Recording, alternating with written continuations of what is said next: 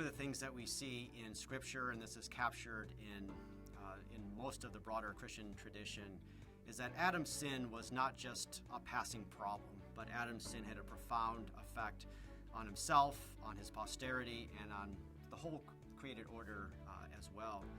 We can see it most immediately on the effects upon him and his posterity, the effects on human nature, that human beings have become spiritually dead, as Ephesians says, dead in our transgressions and sins, and we were destined to die. From dust God took us, and to dust now we would have to return. But it's not just upon us in a small way as human beings that we see the effects of Adam's sin. But Scripture makes clear that because of Adam's sin, God also placed this curse upon the broader created order. And we see something of this already in Genesis 3, of course.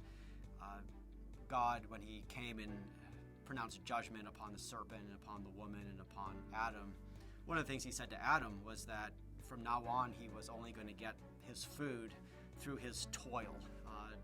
He was going to have to work the ground, and the ground was going to be resistant to his toil in a way that it apparently wasn't before. We probably get our best theological perspective on this from Romans chapter 8. In Romans 8, Paul talks about the whole creation being subjected to futility through the sin of Adam. And of course, we want to avoid speculation.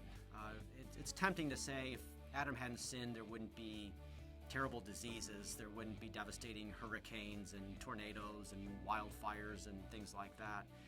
And I suppose that's true, although we want to be careful not to say more than we can from Scripture.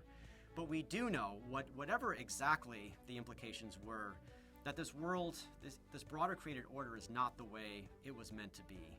That we see the presence of evil in this world, and that, as Paul says, there's a futility to this world. And ultimately, what can we say about the world in which we live? That it's become a mammoth cemetery. It's where the dead bodies of fallen human beings are now buried.